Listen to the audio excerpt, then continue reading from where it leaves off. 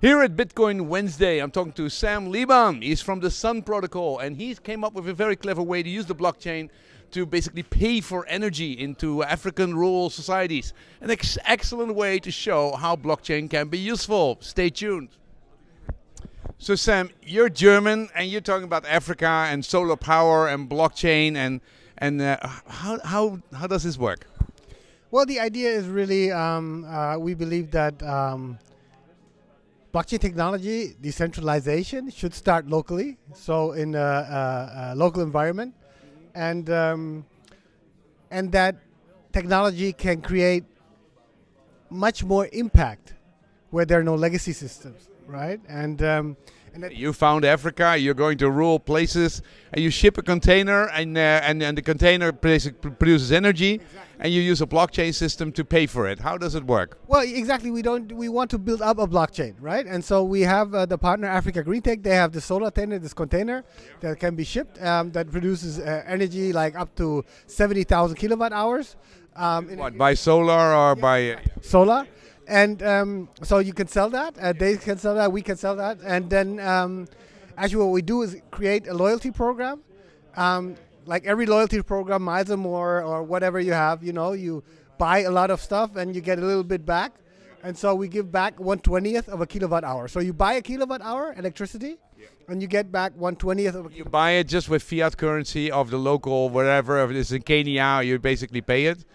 Okay, so the energy which is basically sold is paid by normal local currency, but then the loyalty system is what it's all about. Exactly, the loyalty system. So it's an app. You have to install it in your phone. The phones are there, and you install the app, and the app is actually the wallet. So you know, if you want to create blockchain in Africa, you have to solve some certain issues. So one is actually just you know, distributing wallets, and so that's what the loyalty program actually does.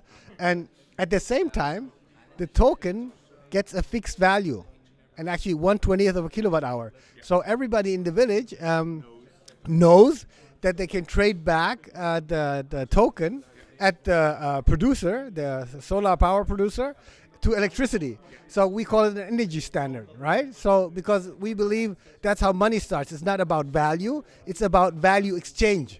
Yeah? And the value exchange happens when all agree that a certain thing has a fixed value. That it can be shell, it can be pepper. You know, I mean, the Dutch had everything. So it can be. What about tulips? Yeah, that's, but okay, I agree. So, okay, we have an energy system. You pay for it with normal stuff, but you have a loyalty system, and then you have a bunch of wallets in the community. Then what? Well, then we believe that the belief in this stable value creates an intrinsic motivation to try to use the token for other goods or services. And that's the moment where the fun starts, because then you can create transaction fees, right? And with these transaction fees, we actually have the means to incentivize investing in a computer. It doesn't have to be our $2,000 computer, but just something between a Raspberry Pi and that, yeah? To create real nodes, to actually really distribute the blockchain to a size that is feasible in the village, right? And then actually, I mean, as miners or validators. I mean, there can be miners if it's a proof of work. There can be other kind of validators if it's not proof of work. We're not really in the team. We have different opinions. Okay, so also it is at the moment that's decided, or you're playing with it, or you're going to be flexible.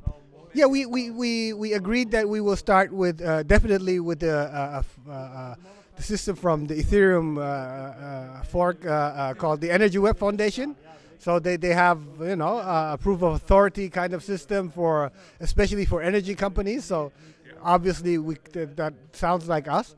But also we agreed to pilot 5 different systems to just see what, you know, also the wallets and the wallet infrastructure, state channel solutions that are obviously available on Ethereum with Raiden, that may not be available somewhere else. And also Bitcoin is actually at the moment, or there seems to be a bigger movement in Bitcoin than since SegWit, than in between. So maybe we will have smart contracts on Bitcoin with rootstock and other things. So one needs to Under investigation. Okay, and then we are basically slowly people in the village, in the community around the container which produces energy is using it for other things, and has a local payment system which has the value in the energy system, but is used for more things than only energy. Yes. Right? That's the idea.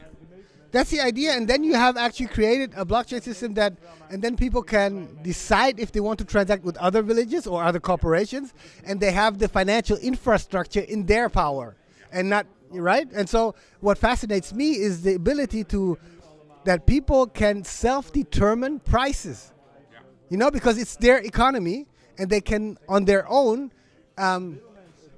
discuss what a papaya is worth in this village, in this context, which is Why did you then call it an energy coin, or what is the name of the coin? Because since you're going to start with energy, but you're not basically going to end with energy. But so actually, we put the naming of the coins, the tokens, on the to-do list to do whatever it's needed. So we haven't actually termed it, and so great idea. Hey, what is the phase of the? What's the phase?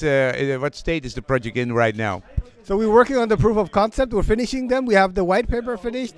We have a primer finished. So we're calling up for support academia, because there are many theories only that money and many things that need to be really investigated.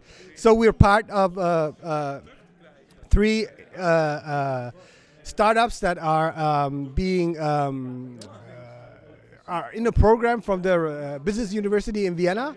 They have a crypto economic institute there. Hooray! Vienna has a crypto institute. Wonderful, yeah. And they are actually studying if it's possible to program sustainability into economics, and so we're part of that. And we will do a fundraiser in March.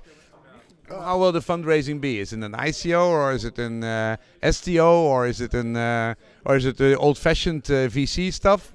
No, probably not VC stuff, but I don't know. The fundraiser in March will be an event, physical event, where we met some people this year, and where we invite them and then talk about. So our idea is to understand how far we can get with private funding. And then we can see if we do a crowdfunding, and probably because we want to stay in the regulation of Germany and the EU, it will be some kind of, if we do a crowdfunding, some kind of setting in securities, of course. STO. Okay. Hey, where can we find more about it? What's the website? What's the website name? thesunprotocol.io. Okay. Thanks for coming to Holland. Fantastic.